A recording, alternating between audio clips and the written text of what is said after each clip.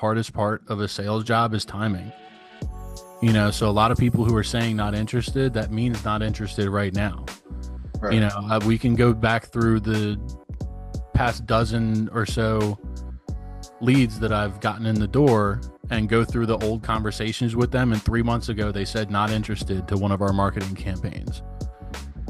So the only way they're getting fully cleared out of the pipeline is if they say no or stop.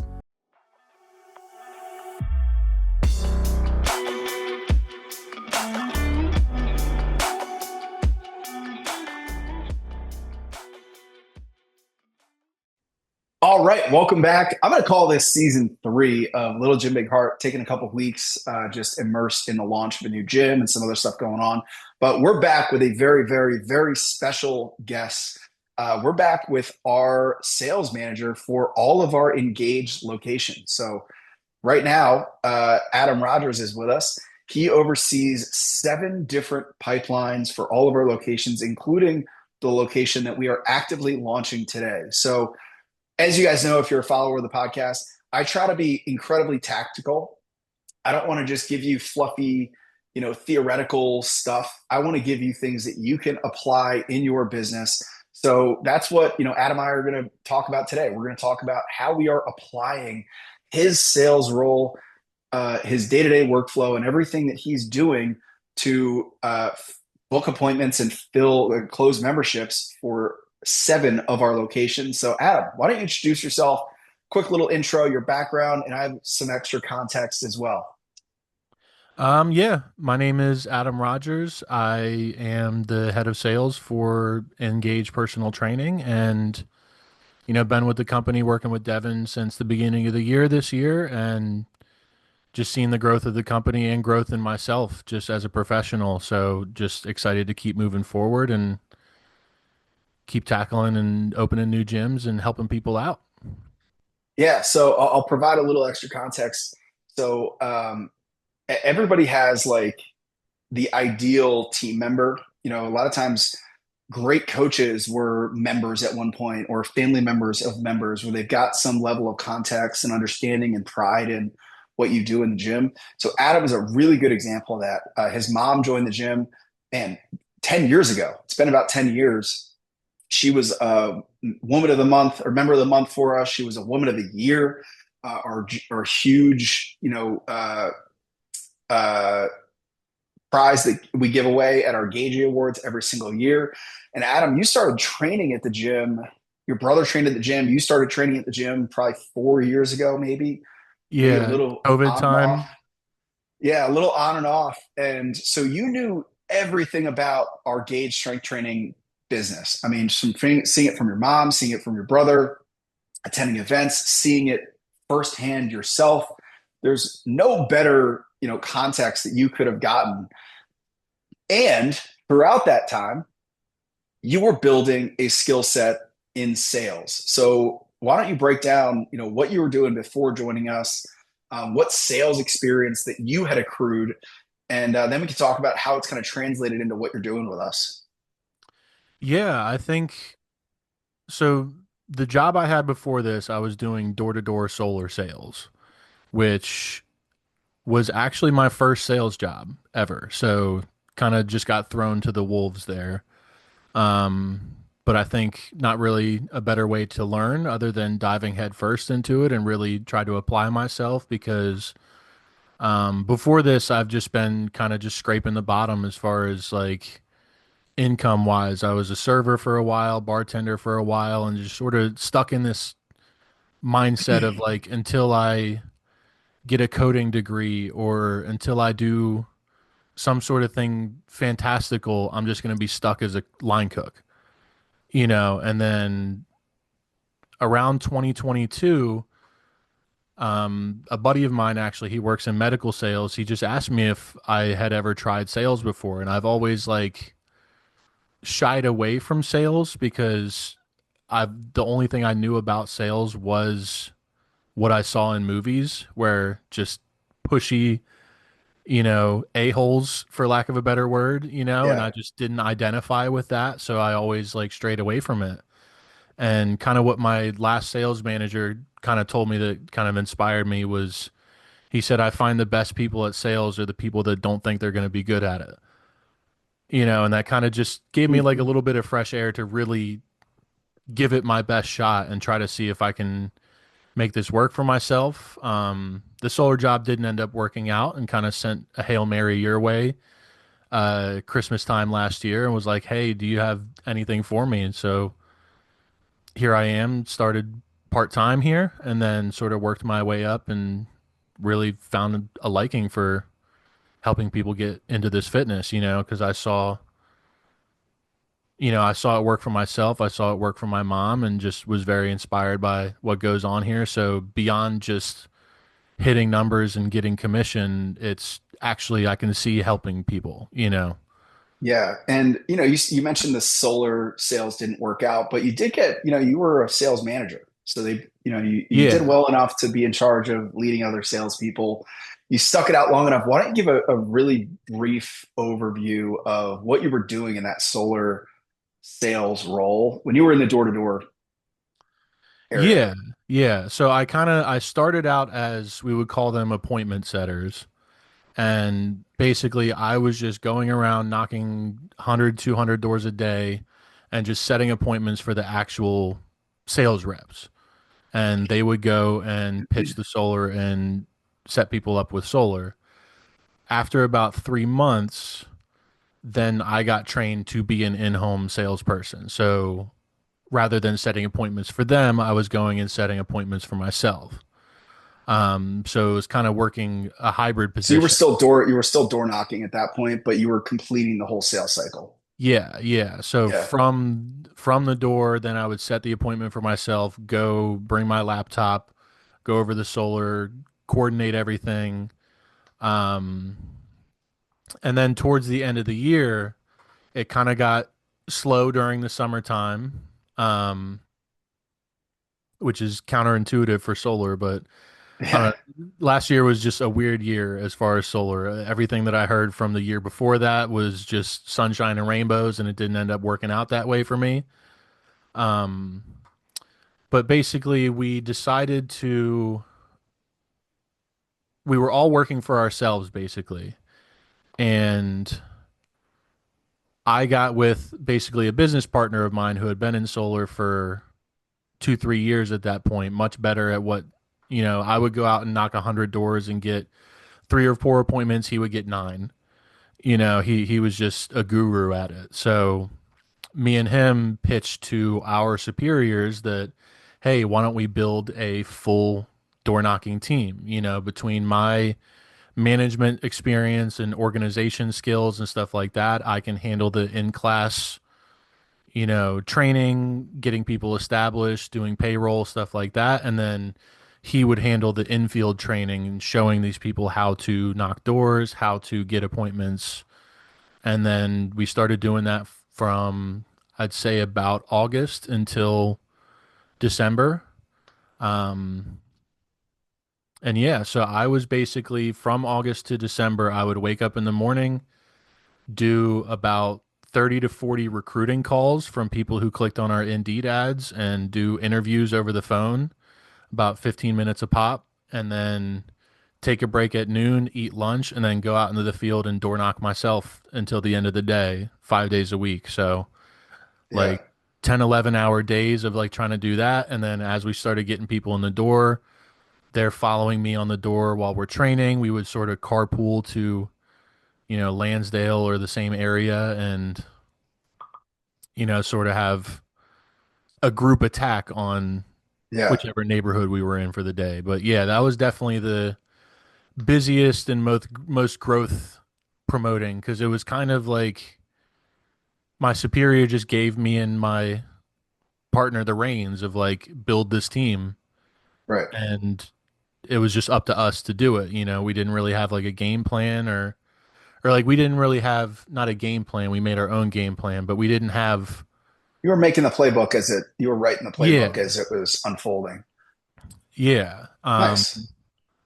So I designed an entire workbook that it was like a 42 page workbook that we would give to each new hire. Each one had 2 weeks of in-class training, and then we would take them out to the field.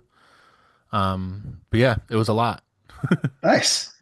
So, it's funny because you were at the gym when you were doing solar sales, and we did like some promotional stuff with members. I think you got a couple members that expressed interest, but it's funny. One of my really good friends is a national sales manager for a big company, and when we were like really for like figuring out like bringing on a full-time salesperson, because it was always either me, it was a coach that was doing sales. That's where a lot of gym owners are at. That's where a lot of coaches are at. They're trying to elevate a coach into this role. And I was explaining to my friend, and I'm like, what am I looking for here? It's like, I'm looking for somebody that can do the lead follow up, that can do the calls, that, can knows fitness, can talk about memberships and stuff. And he was like, dude, he's like, you need like a setter and closer.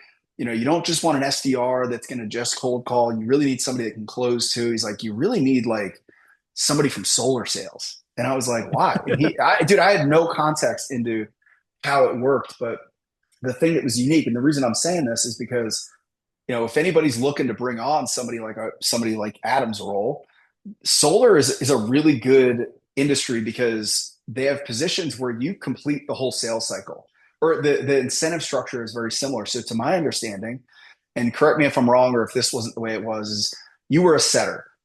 You got paid for the set appointments that you made. There was somebody else that was a closer, but you also were incentivized by closing the whole sales cycle yourself if you did. Like if you knocked on a door and you got somebody and you closed the sale yourself, there was another incentive structure. And that's basically the way we set up our sales comp plan, which is, you're incentivized for showed appointments that you set in the gyms, right? If you book an appointment and they show up, you get a commission. But if you get somebody on the phone and you close the whole sales cycle yourself, you're incentivized for a much higher commission. So that was actually inspired by what my understanding of like the life of a solar salesperson was. And especially being in the door to door world, I was like, these are people that are also going to be dealing with not afraid of rejection. They're going to be really smooth talking to people because you get kicked in the teeth enough times doing door to door sales. Like you're not going to be afraid to call a warm lead that had opted into the gym. And that's the biggest hurdle most trainers and gym owners have, is getting their trainers that are not professional salespeople, that have no experience with cold outbound reach outs, that don't like calling people, or they feel like they're bothering people. And I think you just came at the right time, and we had built that whole incentive structure, and you fit right in, and you started crushing it from day one. Yeah. So talk about that door to door approach. Throughout the kind of building or recruiting for this role that you're in, I had a chance to talk to a few people that come from the door to door world or home services sales world, and it like really just opened my eyes to the world of a sales professional in door to door sales. Um, Walk me through like how do you get people to buy door to door? Because again, there's a stigma around door to door sales. Oh Uh, yeah. Walk me through like what's the mindset that you had to have? What are some rules that you kind of followed, and how have you been able to translate that into what you do in fitness sales? Yeah, I did want to touch on one thing that you mentioned about like how coaches kind of struggle putting themselves into the sales role. Is I found just in this position that knowledge about fitness and about how the gym works is what keeps the people in the gym. But it's not like what gets people in the gym. Being able to handle rejections and being able to stay in the pocket as far as the sales cycle is what's going to get you the appointments and get you the wins every week. And then that's what gives me the ability to get the wins that I get, is that I know that if I just get them in the door, our coaches are 5 out of 5 or 5 stars out of 5 coaches, and they're going to keep them in the gym because of their gym knowledge. That's just a thought that I had when you were Yeah. talking about that earlier. Well, let's come back to that because I wanted to talk about, because a lot of people ask like, do they need to be a gym expert? Do they need to have training experience? The short answer is no, but I want to touch a little bit more on that. But walk Yeah. through, because you said a lot that really, sold me when we started talking about this position, about how you approach door to door sales, because it was so desperately needed in this role that we had struggled so much to find. Like everyone we talked to were like, I don't love calling people. Like I love face to face sales. I'm not really pushed. Like they just didn't understand like what it took to be a salesman. So tell me like the mindset of a door to door salesman and what you've been able to pull from that experience into this role. Yeah, I think the number one thing is process and script. When it comes to my door-to-door pitch when I was in door-to-door, and when it comes to the script that we loosely use in this position, you don't want to be a robot and not be able to break off script, but I used to tell the people that I was training to do door-to-door is like I should be able to wake you up out of a dead sleep and you can give me your door-to-door pitch. Yeah. Because if you can do that regardless of the mood you're in, regardless of how many wins you got that day, how many doors you've knocked that day, you just have to focus on what you're doing because you know that the second somebody answers that door, you're going to be able to have that conversation. But if you're shaky on what you're saying, if you're shaky on your script, if you're shaky on how the process works, what you have to cover in the conversation, every single door is going to be a battle. Every single gym sales call is going to be a battle because you're going to have to, did I cover this? Did we cover this? Yeah. Getting that down was just number one thing for me. And so It, walk through, how do they teach that? Because again, scripts is like a four-letter word to a lot of people. Is, they feel like, oh, like I just like free flowing. And, again, you don't want to be a robot, but like you had everything mapped out. Like you almost had like a script tree where you knock, if your opening line, if it was received positively, you'd go this way, negatively, you'd go this way. But like, do a brief overview of how that flow would work, specifically like the double, triple no that you would enforce. um, yeah. So basically, it was just a lot of drilling and a lot of running through that script of like we do a lot of role play on our role play is the word I was looking for. But role playing through that script of like if you can't say the pitch to me, how are you going to say it to a stranger? Like you should be comfortable with me. How are you going to do it on the door if you can't even do it with me? So we would run through each different, have them kind of knock on the door in the room and walk in as if I was a homeowner. And I'm sure you've noticed in any kind of sales, dependent on the product that you're selling or the service that you're selling, the rebuttals are pretty much the same 3 to 4 to 5 rebuttals. Out of 100 doors, you might get one or two people that really throw you off as far as what they say to you, but it's usually price, timing, or they just don't like it. Yeah. That's pretty much it. So we would call it the silver bullets in the chamber of like practicing. If it's this rebuttal, you have two or three different phrases that are pretty much your go-tos as far as how to rebut that kind of phrase. Um,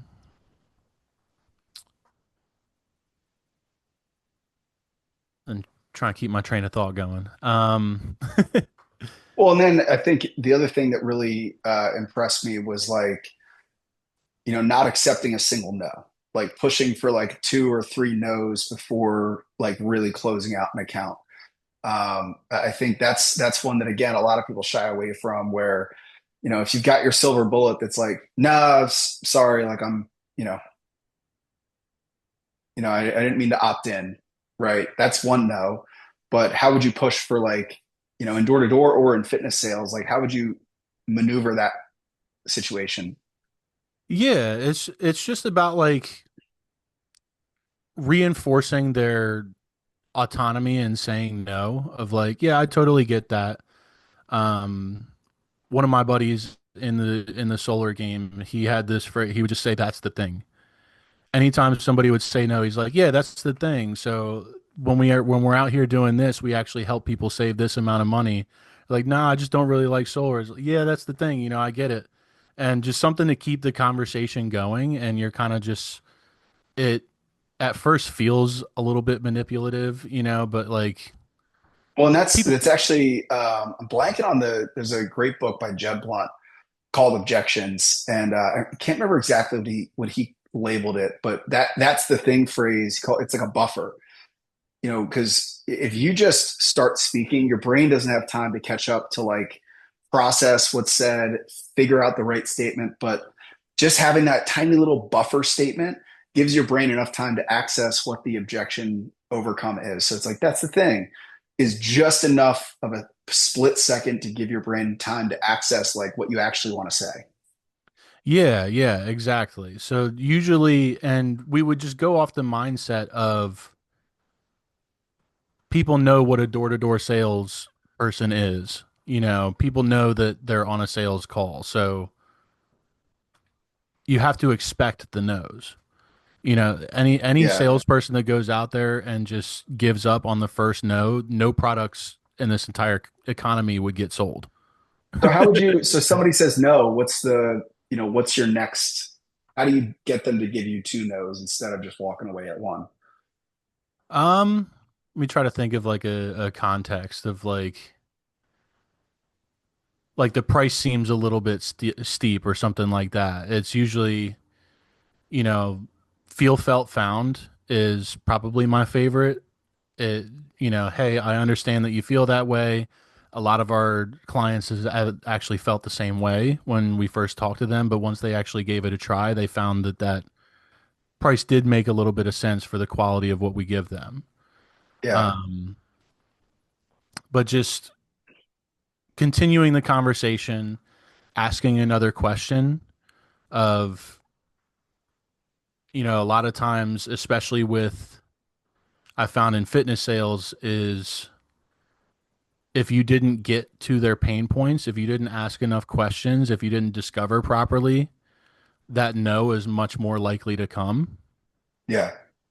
Yeah. And it's almost so the no thing, if you walk in, it's a good example of this is expect the no because our natural inclination is to protect ourselves from being sold to. It's just a natural defense mechanism. Think about any time you walk into a store and somebody's like, "Hey, can I help you?" Most people's natural inclination is to be like, "No, I'm good." Even though like you might actually be have benefited from getting some extra help. It might have saved you time. It might have helped you find the product faster. But your natural like instinct is go to no, I'm good, right? It's the same thing on fitness sales. It's the same thing with door to door. So like just expect that no and have something in the chamber ready to go. So one of the ones that we talk about in fitness sales a lot of times if somebody's like maybe in text message or when you call somebody right out of the gate and they're like, no, sorry, I'm not interested. Just pushing and be like, oh, cool. Just for my records, is that a no for good or just a no for now? Right? Is this are you good right now and would want to circle back in the future? Or are you just never going to work with a personal trainer ever in your life? Right. And if they say Yeah. double down and they're like, I don't want to ever work with a trainer, then you can definitely like cross them off your list. But a lot of times that operates as a little bit of a pattern interrupt. And then we're like, well, no, like it's just not a good time right now. And I'm like, okay, cool. You mind if I reach out tomorrow at 3 p.m. and does that work for you? And now you've just set an appointment from an initial no, because that initial no might have just been like you walked into a retail store and you're like, no, I don't need help. You know what I mean? Yeah, yeah. And just a couple things are coming to mind. The some will, some won't, having the confidence to, because we're talking about pushing past no's, but pushing past no's isn't always successful. Sometimes they really just don't want it.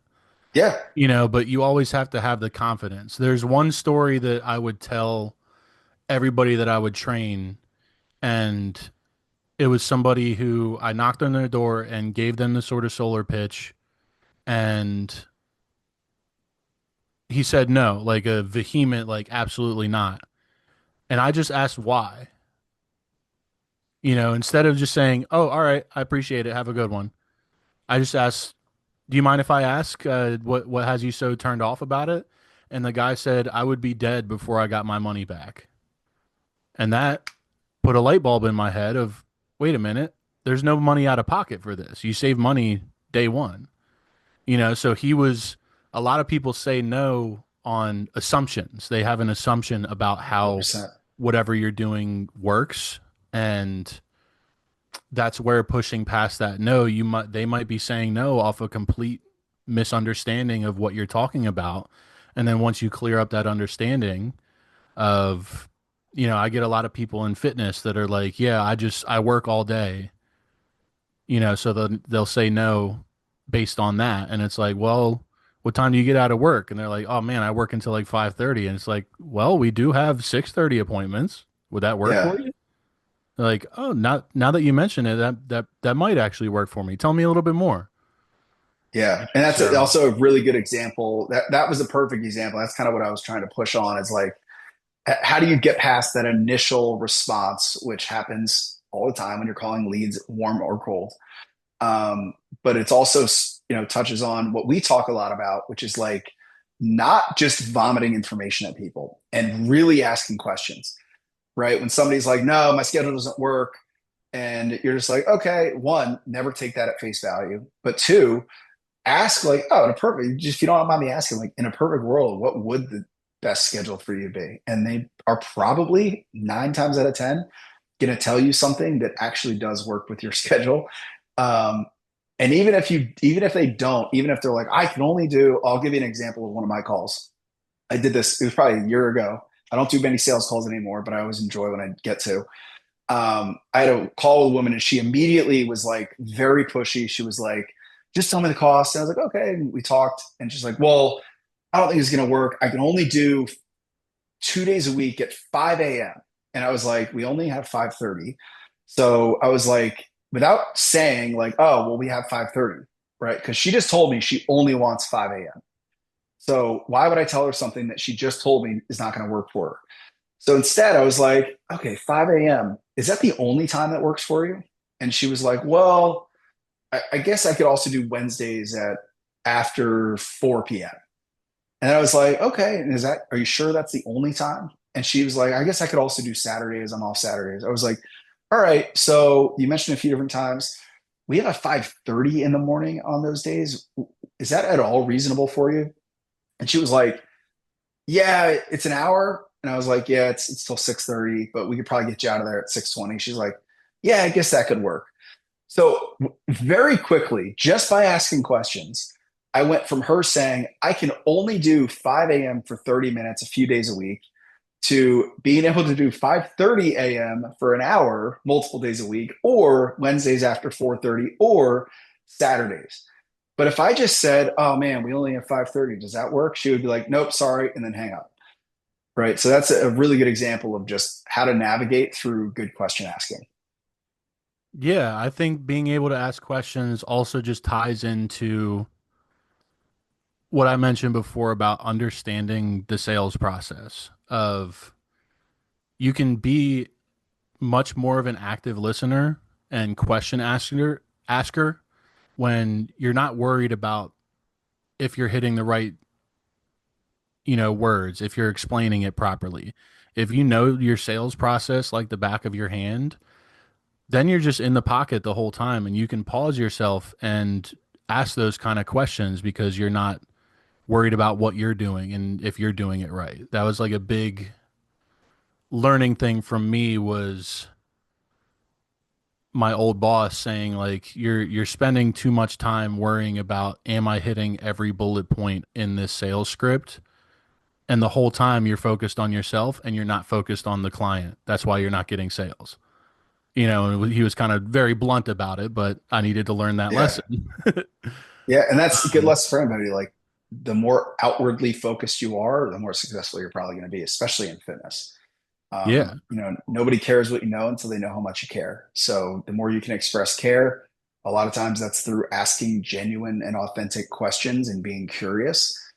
That's going to work on your bottom line pretty effectively. So let's dive in. Let's go into how do you oversee 7 different pipelines. Before we do that, let me give a brief overview of the infrastructure of our business. So we use Go High Level, which is a CRM. All right. A lot of people are using it in fitness. If you are familiar with Go High Level, you know you have what's called a sub account. That's where all of your business stuff is stored. That's where all the contacts are organized in a single sub account. So all my locations have their own sub account, and they have their own phone number, it's got their own email system. The staff for each gym are assigned to that sub account. And initially, when we brought on a salesperson, we had the salesperson bouncing between sub accounts. They were in all the different pipelines. They were trying to bounce between the chat conversation boxes for each sub account. And it was just way too fragmented. It was like they were literally just completely bouncing all around. And I'm not going to claim that we have the perfect system because it's got plenty of flaws. But what we did is we made a central sub account, and it's our we call it Engage Worldwide, and all of the leads from each sub account, when leads come in, it bounces them into one pipeline in a centralized sub account. So if you're familiar with pipelines, it would be the lead pipeline has the contact's name and then the gym name that it came from. So it'd be like Adam from Westchester, Devin from Tequesta, whatever. So that's what Adam operates out of.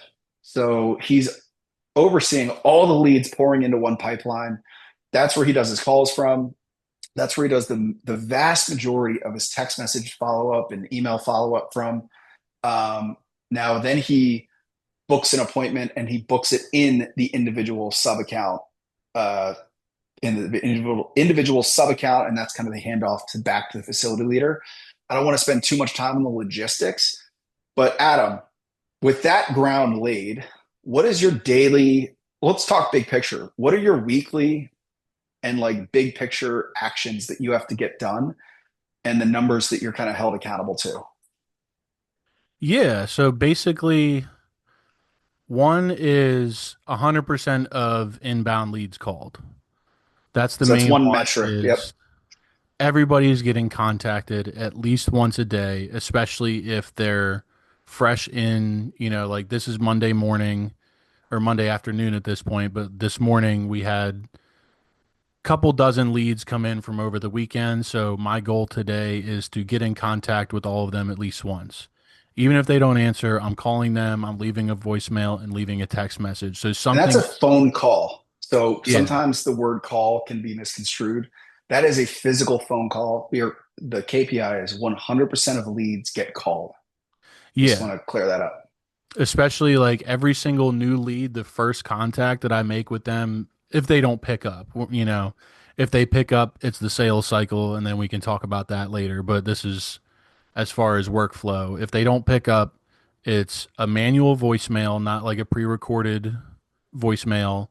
And then I leave a text message for every single one.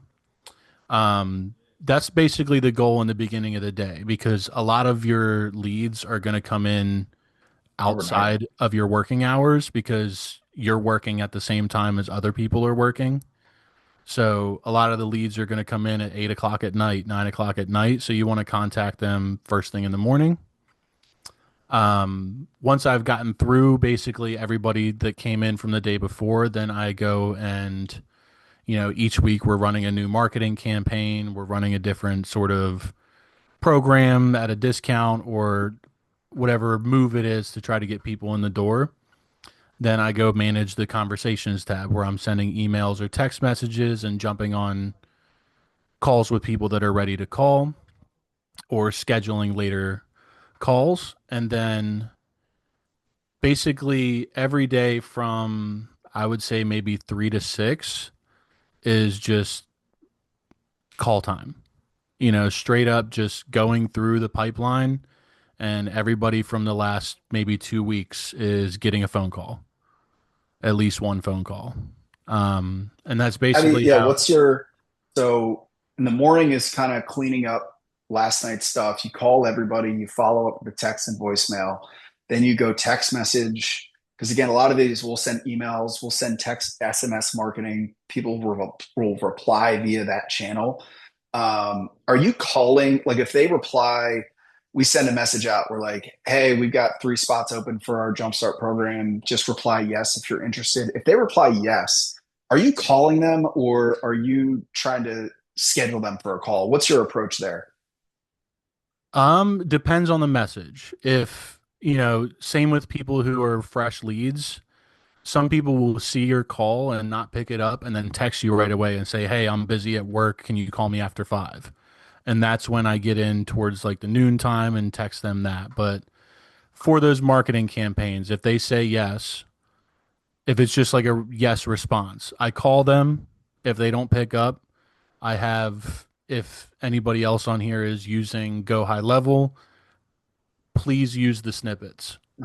Yeah, It's explain it's a that. lifesaver. It's an absolute lifesaver. So the same as we talked about earlier, where most rebuttals are the same 3 rebuttals, it's either price or not the right time.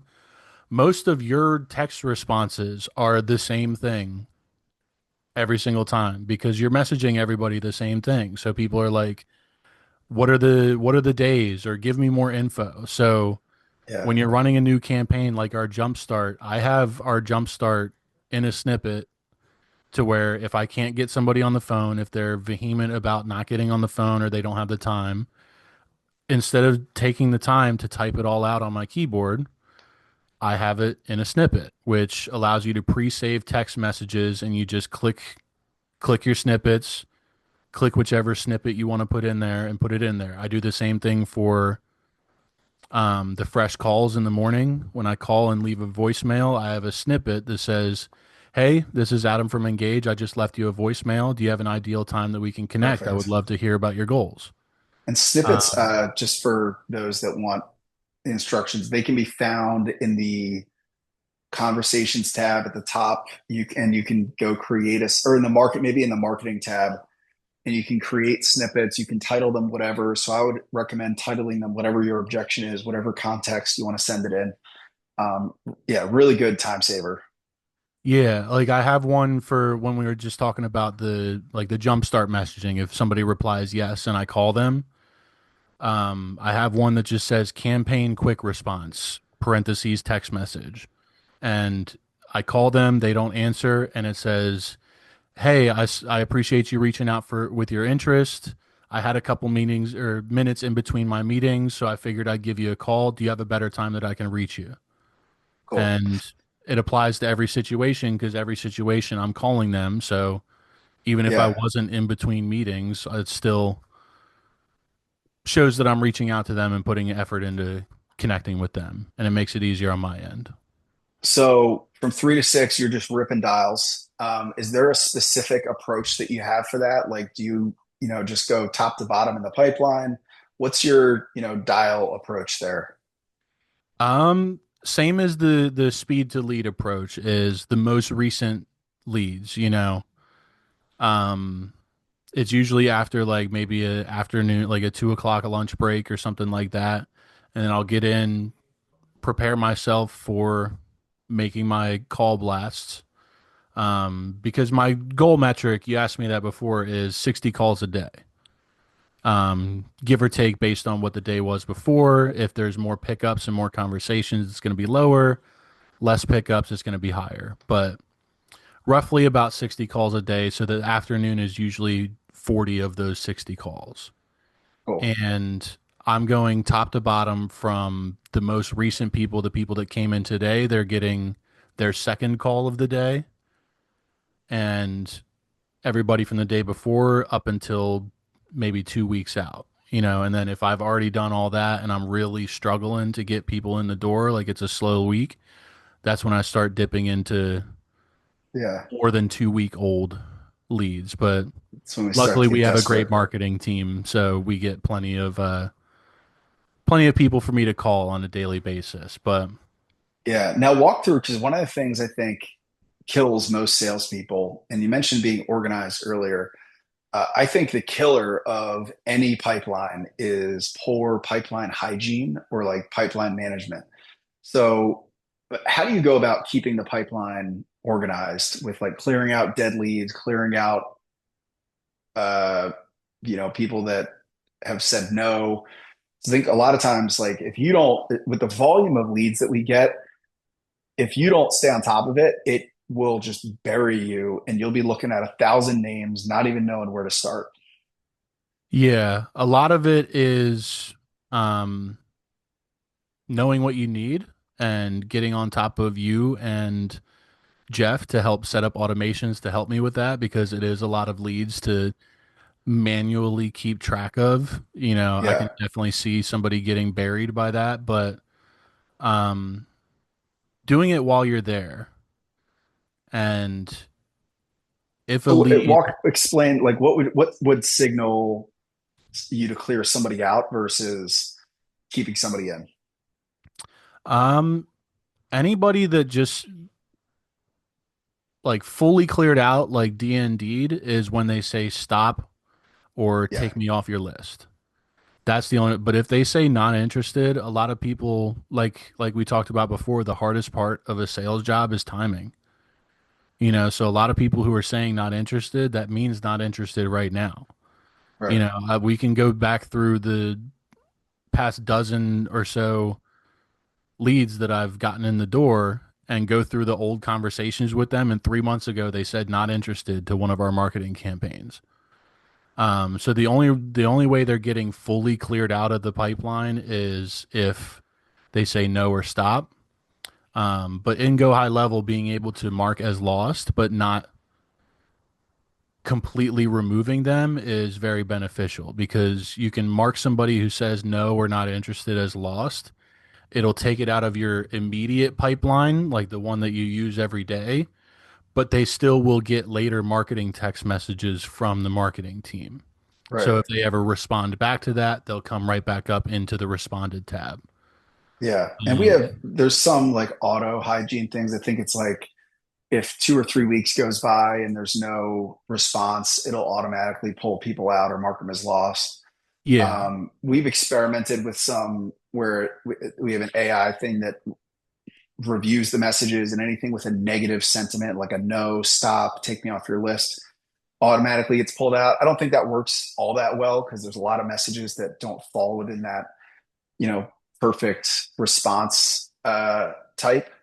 So walk through the other numbers that you're in charge of hitting. So you said 100% of leads get called. The goal is like speed to lead is just ASAP. We've got a system. It's not perfect that we track that, but we try to, you try to call leads literally the minute that they come in. Um, you know, leads that come in overnight or during like meeting times and stuff are obviously going to be a little delayed, but the other metrics that come to mind and that we track are number of wins per week. So why don't you talk on like what are your weekly goals that you have to hit? yeah. So before we opened the seventh location, it was 20 wins per week, which was separated between 15 trials booked, which is just like, hey, this is a one-time free trial. Come try out the program, no strings attached. And then 5 direct closes, which is either one of our paid programs or a Yep. direct to membership. Yeah. So Um, for a while, when it was 6 locations, his job was to get out of all of our leads, but have 20 wins, which again is either he books an appointment for a trial or free week or whatever it was, whatever campaign we're running, or he closes them on the phone. So that's completing that whole sales cycle, meaning he gets a credit card. A lot of times he gets a membership agreement. We do a higher ticket front end offer called a jumpstart. Um, and what is it, 70 or 80% of calls we want to see end up as a win.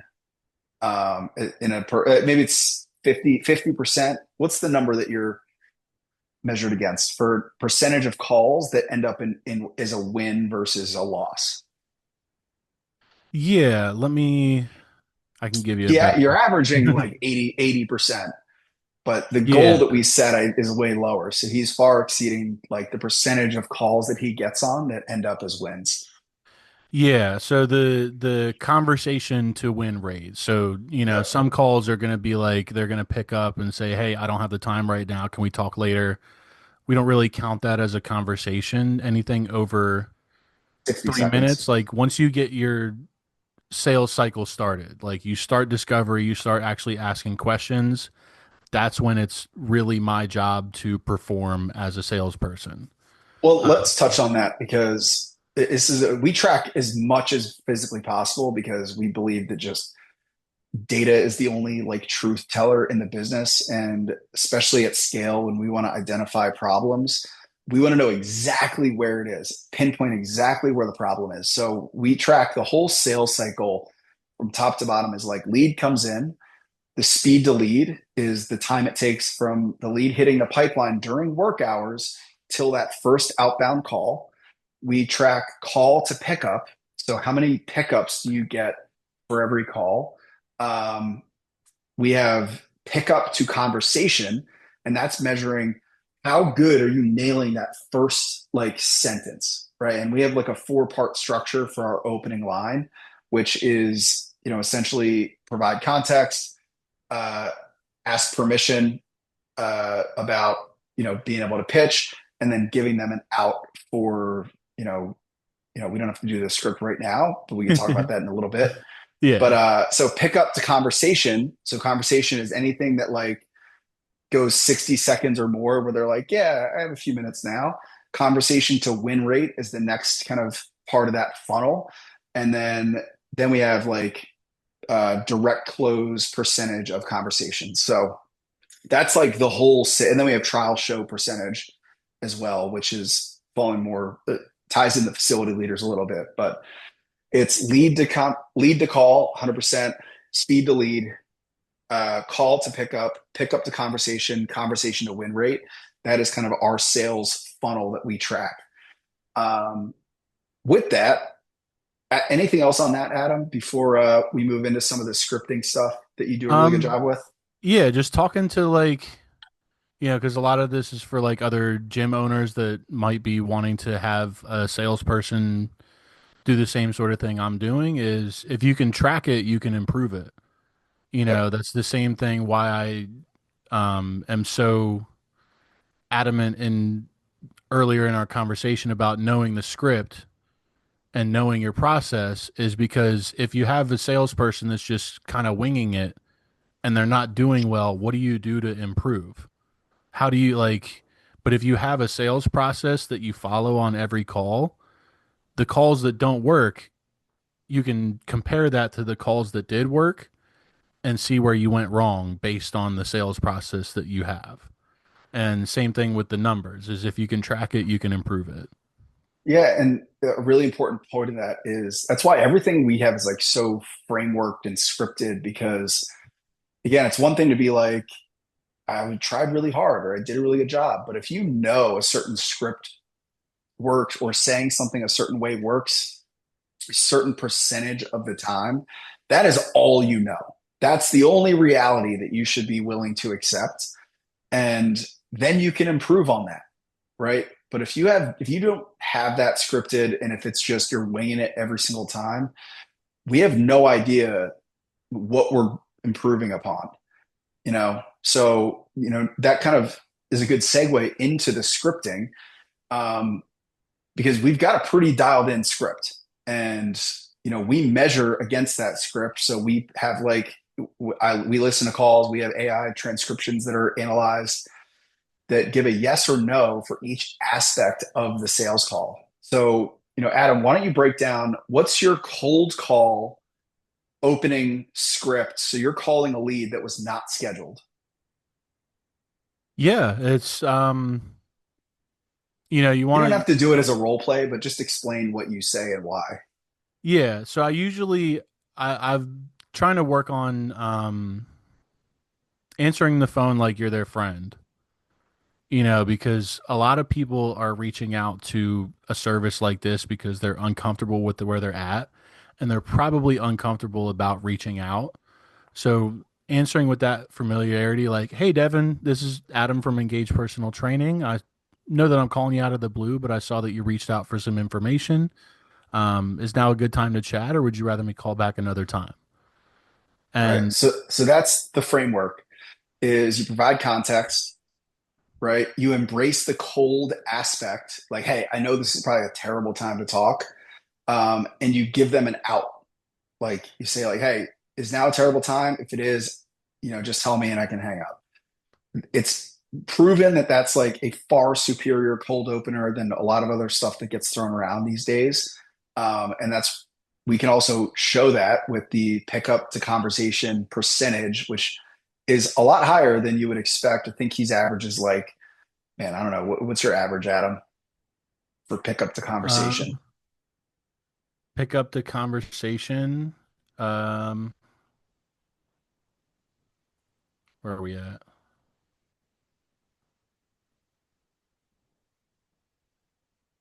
Almost 70%. The Seventy goal is percent. percent.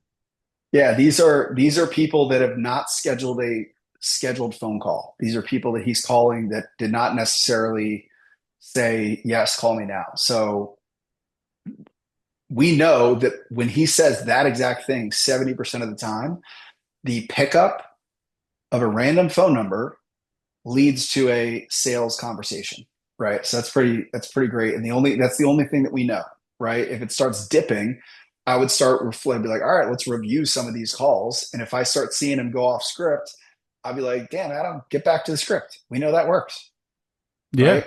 And if it stops working and he is doing the script, then we know that maybe it's time to change the script.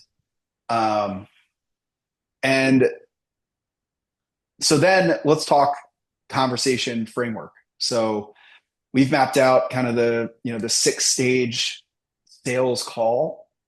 Walk through like, we could do it briefly. I've got whole episodes on this. And I don't want to go too long, but what's the approach on the call? Yeah. The approach is, and very few times, like we talked about with the disc before, very few times are you going to get the people that shake up your approach. Most of the people that I'm on the call with, you know, you talk a lot about call control, is establishing that rapport in the beginning and establishing the expectations in the beginning of like, hey, this is how these calls usually go. Is that all right with you?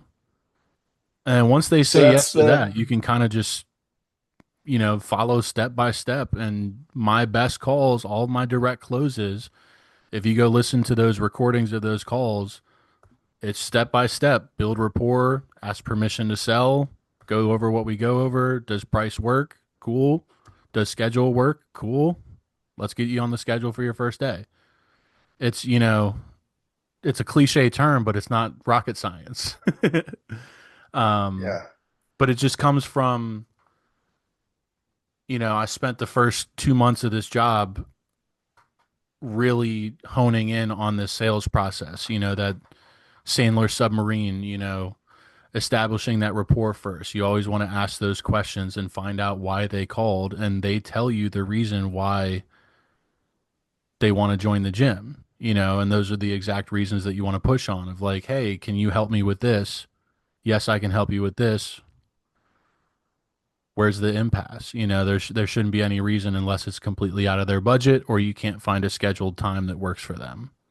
Yeah. And I Um, can speak from the gym owner standpoint and the kind of manager standpoint is because a lot of people ask, when you bring on salespeople, do they need to be a trainer? Do they need to have a ton of fitness experience? Adam touched on that. The answer is no.